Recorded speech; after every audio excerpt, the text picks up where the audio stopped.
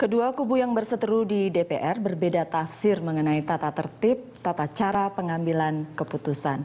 Mari kita lihat data berikut ini. Ini pasal 251 ayat 1. Berbunyi, ketua rapat membuka rapat apabila pada waktu yang telah ditentukan untuk membuka rapat telah hadir lebih dari separuh jumlah anggota rapat yang terdiri atas lebih dari separuh unsur fraksi. Kemudian di ayat 2 berbunyi, apabila pada waktu yang telah ditentukan belum dihadiri oleh separuh jumlah anggota rapat yang terdiri atas lebih dari separuh unsur fraksi. Sebagaimana dimaksud pada ayat 1, ketua rapat mengumumkan penundaan. Di ayat 3 berbunyi, penundaan rapat sebagaimana dimaksud pada ayat 2 paling lama adalah 30 menit. Di ayat 4, ketua rapat dapat membuka rapat apabila pada akhir waktu penundaan rapat kehadiran sebagaimana dimaksud pada ayat 1 belum juga terpilih. Kemudian di ayat 5, masih pasal 251, rapat sebagaimana dimaksud pada ayat 4 dapat mengambil keputusan sesuai dengan ketentuan quorum sebagaimana diatur dalam ketentuan mengenai tata cara pengambilan keputusan. Pasal ini kalau tidak salah yang dipakai dasar oleh KMP ya untuk kemudian melanjutkan rapat. Kemudian ada pasal lain yang dipakai oleh KIH bahwa untuk pengambilan keputusan tetap harus merujuk kepada pasal 251 ayat 1 begitu kalau tidak salah. Itu. Ya, ini dua landasan dengan masing-masing dengan aturan yang sama dengan ayat yang berbeda, pasal yang berbeda. Pak Aziz. Ya, sebenarnya kalau undang-undang ini kan sudah substansi tertulis. Tinggal orang mau menafsirkan yang kemana kan gitu. Kalau itu kan tergantung back mainnya mau kemana arahnya kan gitu. Tapi kalau secara tertulis sudah jelas. 251 ayat 1, 2 sampai 4, 284 ayat 1 sampai ayat 4 itu sudah jelas gitu loh. Okay. Bahwa di dalam forum paripurna, saya jelaskan dulu runtutannya. Bahwa di dalam forum paripurna yang didahului oleh Bamus dan rapat konsultasi. Pada rapat paripurna pertama, teman-teman memasukkan nama. Nama itulah yang akan harus disahkan di dalam rapat paripurna sebagai memposisikan untuk di AKD. Tapi rapat paripurna alat kelengkapan dewan, yaitu komisi dan perlengkapannya. Ya.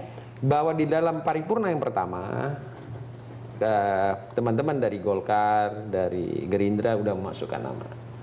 Pada paripurna yang kedua kita tunggu dari teman-teman dari PDI Perjuangan, dari Nasdem, dari Hanura. Ada berapa kali penundaan paripurna pada saat itu? Ini makanya saya jelaskan. Ya.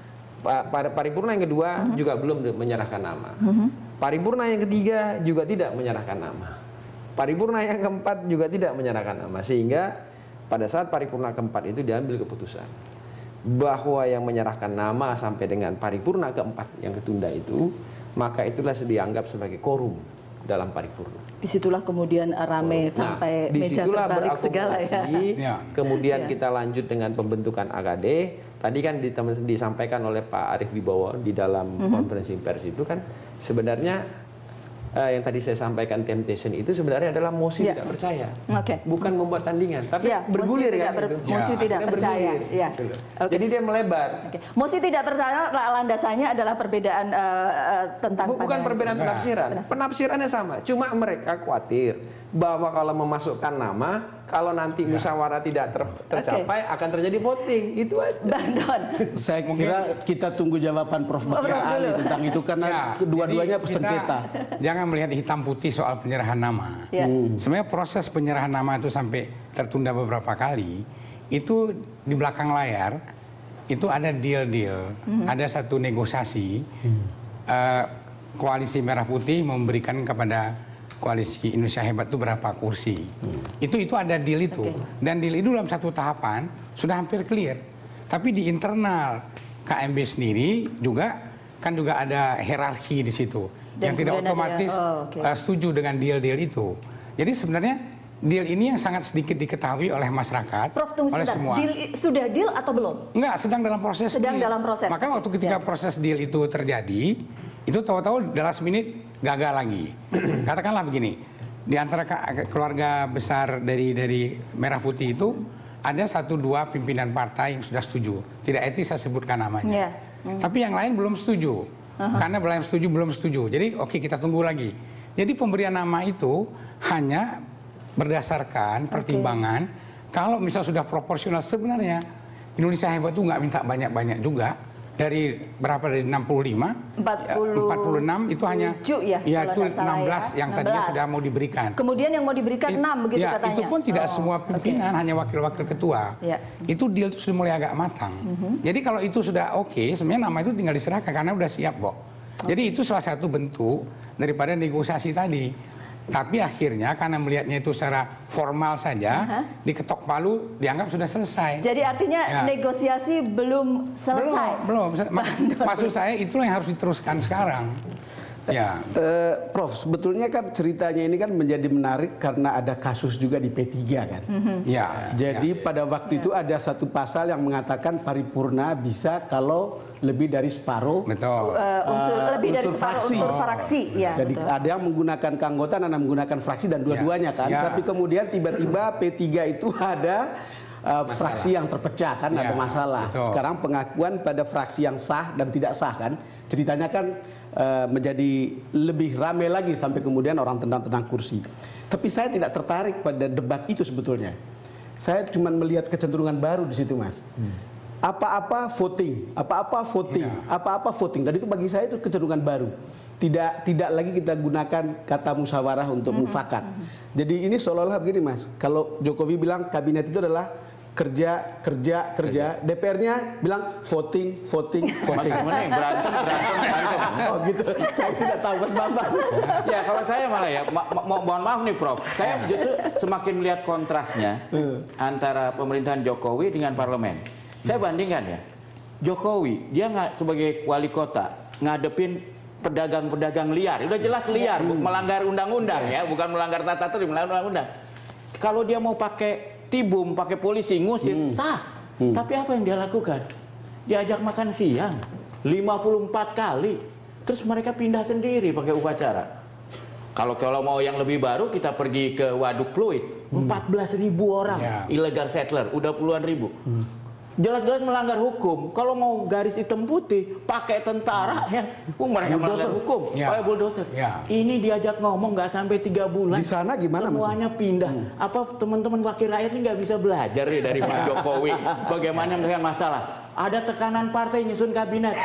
Minta tolong dong KPK, PPATK. Ini nama-nama tolong dicek dulu bermasalah nggak? Ke Komnas HAM bermasalah nggak? Kalau lolos KPK, lolos PPATK kan enak nolaknya nama-nama ini ya. Masa kita punya ketua komisi yang catatan merah KPK, masa punya ketua ini catatan merah PPATK, masa punya ini pelanggar HAM, kan lebih enak rakyat juga. Tapi jangan dilupakan. Jokowi itu kan punya otoritas sebagai kepala daerah. Jadi lebih banyak otoritas itu ada pada diri dia. Parlemen ini kan tidak. Ini kan cair sekali. Ini kan bentuk kerjasama. Sangat majemuk antara. gitu Jadi ya. kita juga perlu satu proses untuk saling mengenal satu dengan yang lain. Tapi persoalannya, maaf Prof, saya mau tanya. Apakah bapak-bapak ini tidak ingin bahwa ketua komisi itu yang tidak ada catatan KPK-nya, tidak ada catatan PPATK-nya, tidak ada catatan pelanggaran hukumnya? Kalau kita cinta rakyat kan mestinya kita ajukan aja daftar itu. Oke, ini udah topik kedua. Yang saya mau bilang kita selesaikan dulu urusan yang kemudian yang saya mau bilang ini kan ini. soal leadership, soal kepemimpinan. Kepemimpinan kita yang diuji pertama yaitu pimpinan sidang sendiri. Ketika pimpinan sidang itu ada kecenderungan dianggap memihak, di situ menimbulkan semacam ketidakpercayaan. Jadi persoalan kepemimpinan dari pimpinan itu sendiri yang kolektif. Dan terus terang aja, saya melihat pimpinan ini juga harus menjaga diri. Jangan terlalu banyak mengomentari hal-hal yang tidak perlu. Jadi yang pokok-pokoknya aja gitu.